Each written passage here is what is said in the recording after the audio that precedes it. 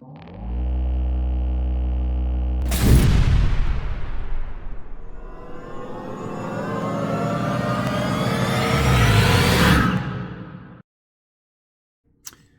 morning, good morning, good morning, and welcome back to the Mysticism Decoded Podcast. I am your host, Aleph Lev.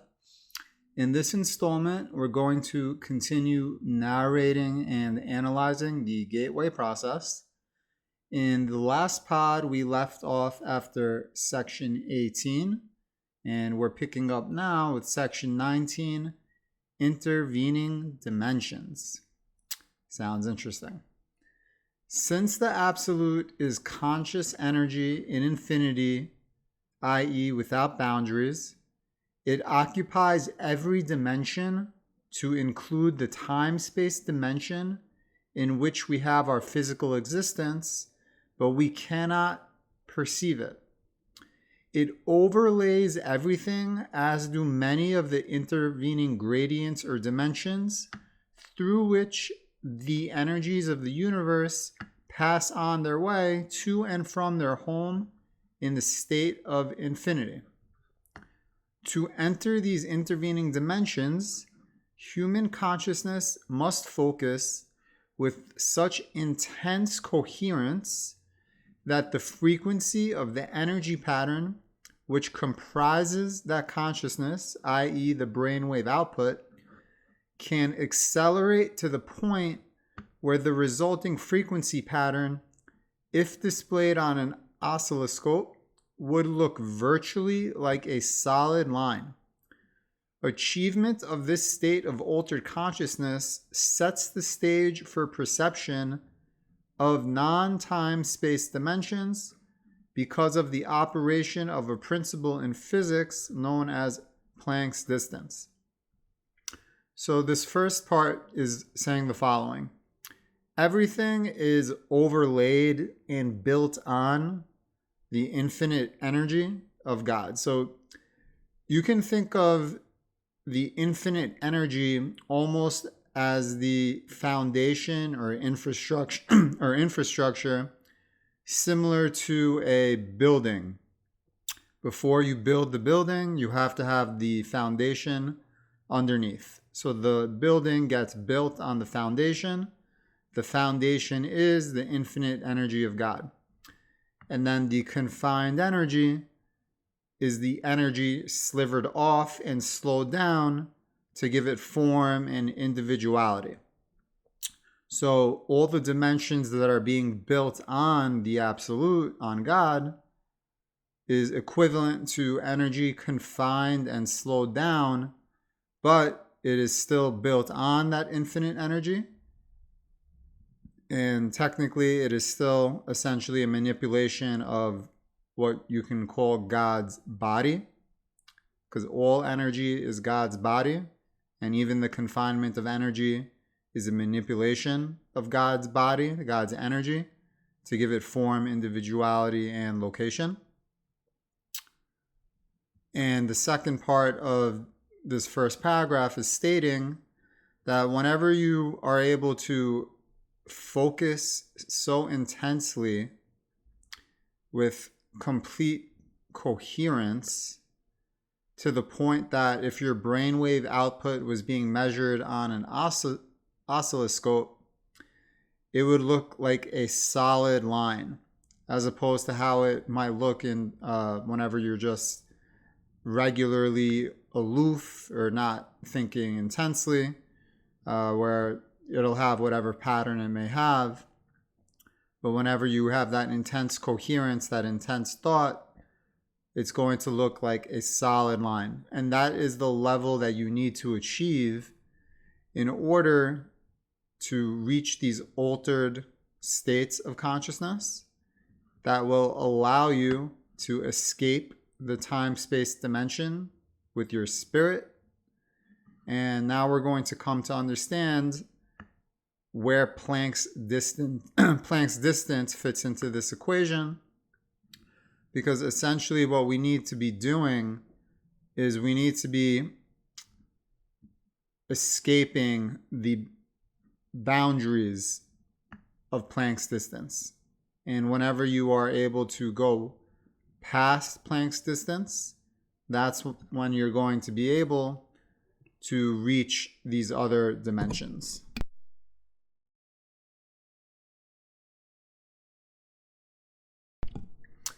This is an aspect of quantum mechanics which applies to the fact that any oscillating frequency, such as a brainwave, reaches 2 points of complete rest, which constitute the boundaries of each individual oscillation, i.e., movement up or down.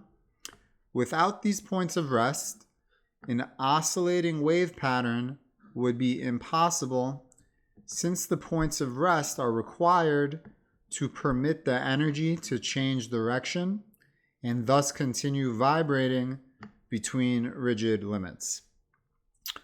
So, what this first sentence is saying here is we have points of rest and we have points of action. And in between, this is where you have the oscillation.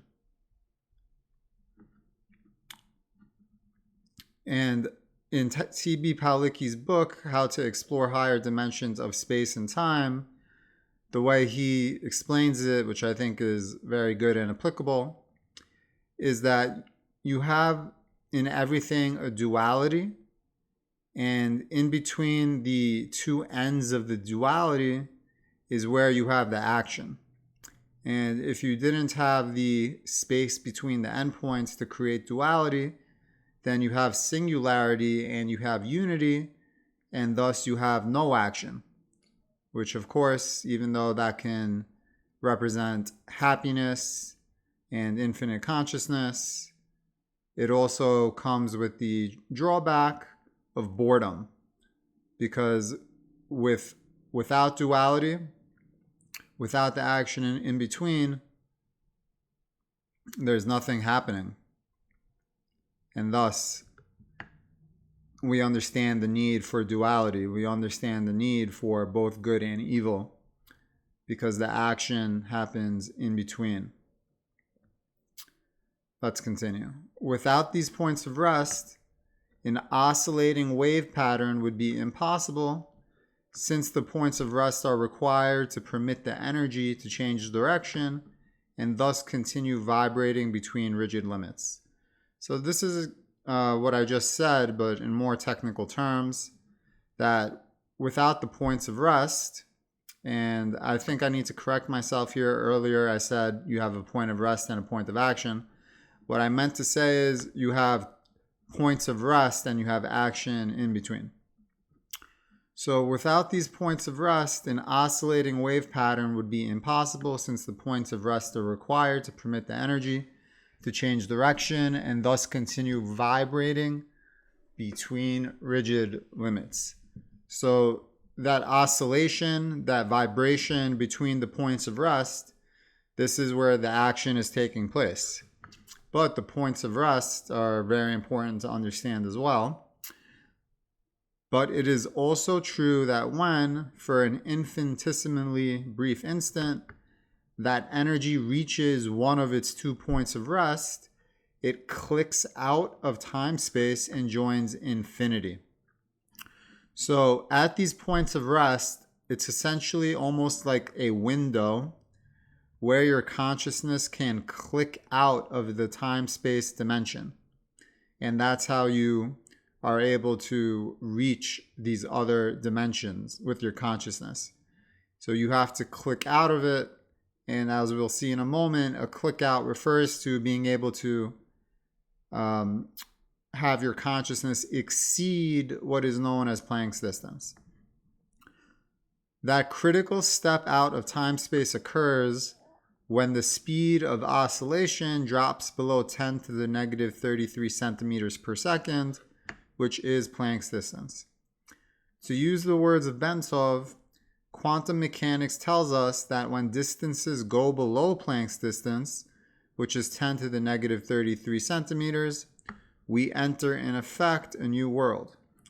To return to our case in point, the human consciousness wave pattern reaches such high frequency that the pattern of clickouts comes so close together that there is virtually continuity in it. So whenever you can exceed your consciousness past 10 to the negative 33 centimeters per second, past Planck's distance, it's able to sustain that level for some period of time, and you're essentially experiencing what is being referred to as continuous clickouts. So while you are continuously clicked out, let's say, for example, 15 minutes, you are able to access the other dimensions for that period of time and all the information and knowledge that comes with it. And we can understand that the more you accelerate your consciousness, the speed of your vibrations, you can reach the point that is referred to in Hinduism as samadhi, where your consciousness is able to merge with that infinite consciousness, that God consciousness, that infinite energy. So in a way, this is really fascinating, of course, but what I think is most fascinating about that is that God takes house calls. You can speak to God directly. God is not someone, or God is not an energy or a being or an entity that you cannot communicate with. He is available to speak to directly if you are able to raise your vibrations to the speed in which you are now merging with that God consciousness. And the Hindus have provided a perfect word for us, and that word is samadhi.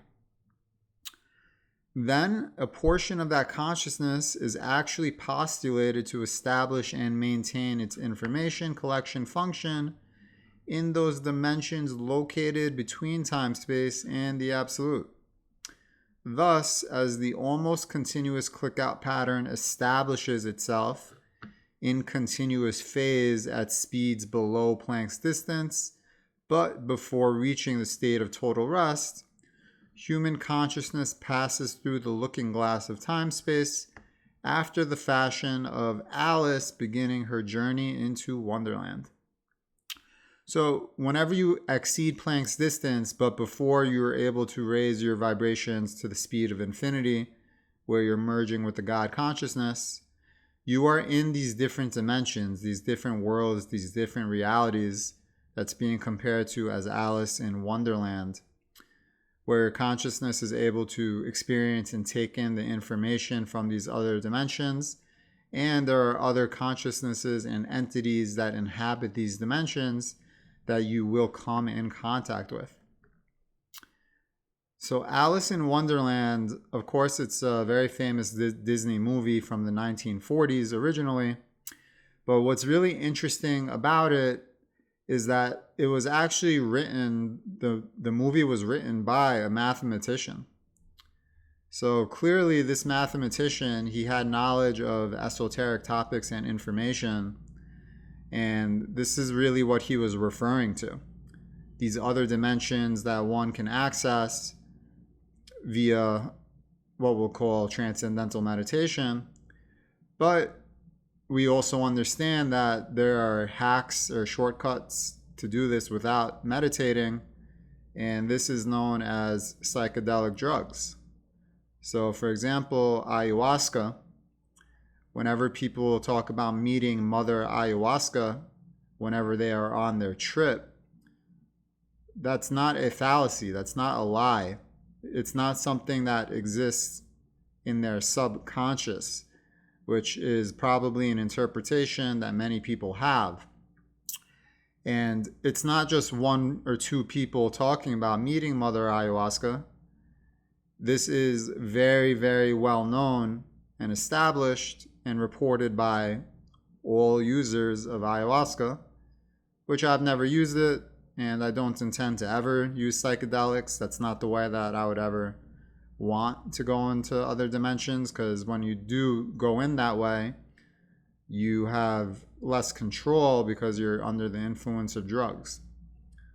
So my intention is eventually to be able to reach transcendental meditation expert levels that I can access these dimensions myself, but I don't want to use drugs to do them. I don't want to have limited thought capabilities or limited control over my body, to have a weakened state of consciousness, so to speak. And I also don't really like the idea of tripping for 8 hours.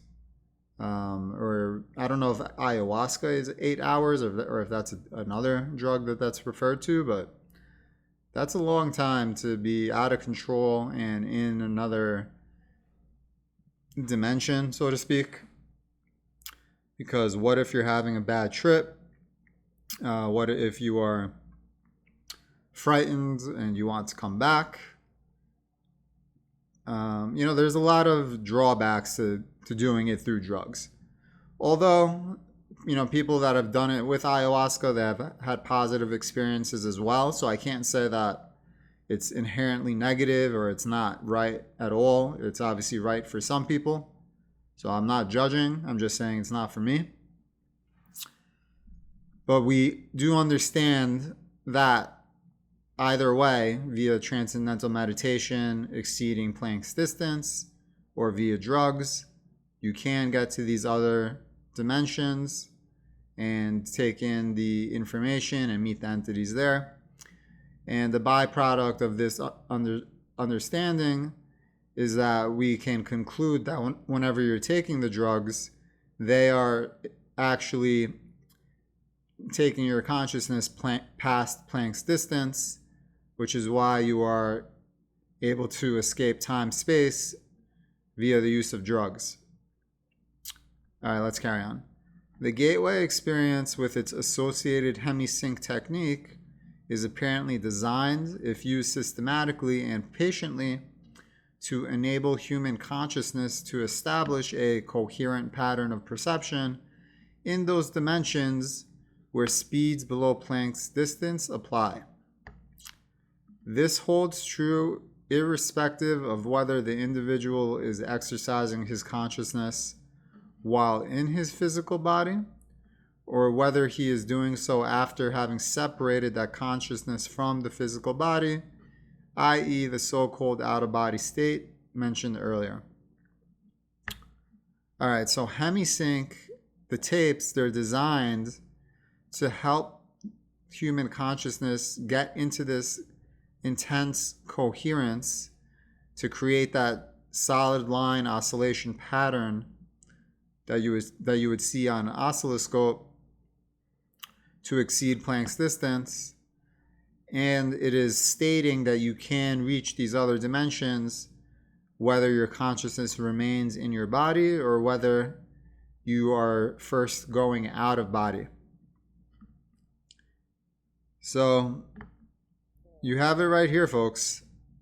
This is not my imagination. This is coming from a declassified CIA document telling you that there are other dimensions, and it's telling you how you can get there, exceed Planck's distance. And it's not mentioning the drug portion, but I'm throwing that in there for you free of charge. So next time you watch Alice in Wonderland, you can go into it with a whole new perspective. Now, I intend for most of the rest of this document to do it just one section at a time. I decided that it's going to be easier for you, the audience, to consume it in this manner rather than going for 40 minutes or an hour. Up through section 17, it made more sense to do multiple sections at a time. It was more introductory, more technical, more biomechanical. But starting with section 18, I did that in its own video, the time-space dimension.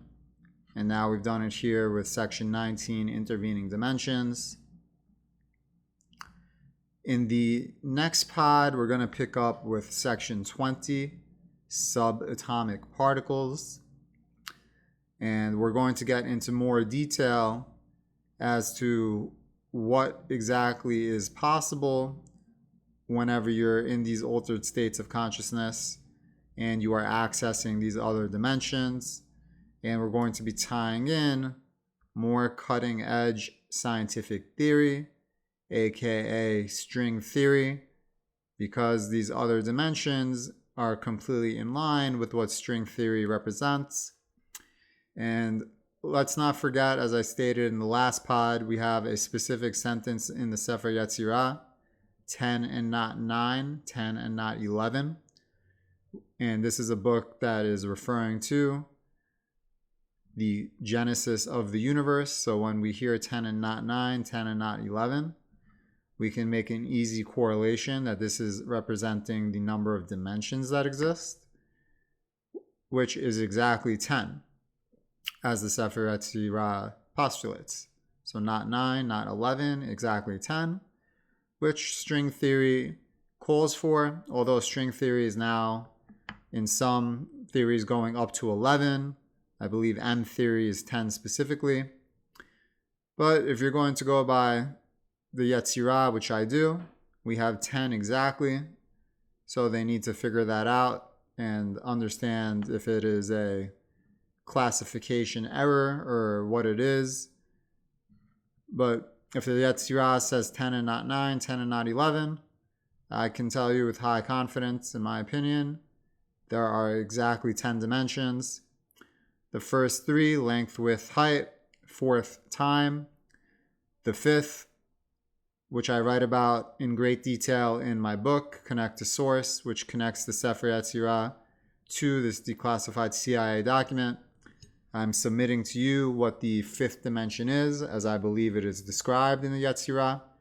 We're not up to that point in the document, and I'm going to get into it in most detail when I start covering my book. But I believe that it is there in great detail. T.B. Palicki, in the book How to Explore Higher Dimensions of Space and Time, postulates that the 6th dimension is scale. But at this current time, I have no solid information that I've come across to be able to describe dimensions 7 through 10. The one clue we have from the Yetzirah is that it's 10 dimensions, and it describes it sort of as 5 facing 5. So essentially, in a way, we are meant to understand that the dimensions mirror each other. The same way that you have certain scientists that are describing the torus of the universe as a figure 8, where we have a mirroring capacity here as rather just a cosmic egg torus.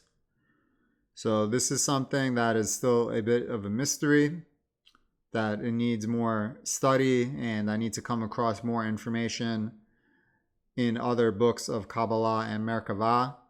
I don't believe that the information for dimensions 7 through 10, the descriptions, or even 6 through 10, are in the Yetzirah. According to my analysis and translation, it does give description of the first 5 dimensions, but 6 through 10, it seems to have purposely left out. And I'm imagining that it could be in another book that I haven't come across yet, because that is how it works with Kabbalah and Merkavah, books of mysticism, that it gives you some information in one book, but to complete it, you need the information from another book.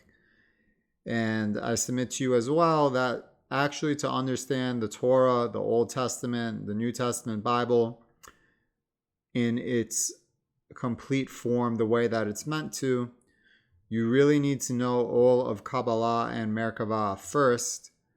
Otherwise, you won't be able to translate it correctly.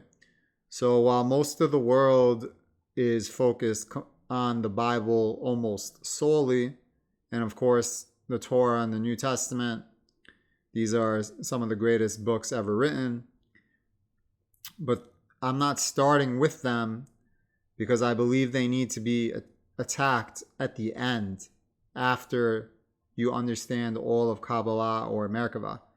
Now, I do refer to certain passages, certain sections of scripture to illustrate certain points, and I do this with my book as well.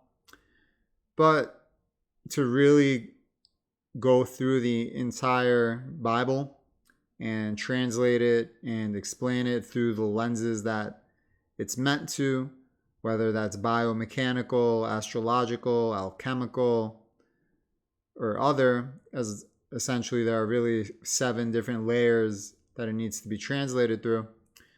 This is not something that I intend to do for a number of years, because I believe all of Kabbalah and Merkavah need to be understood first.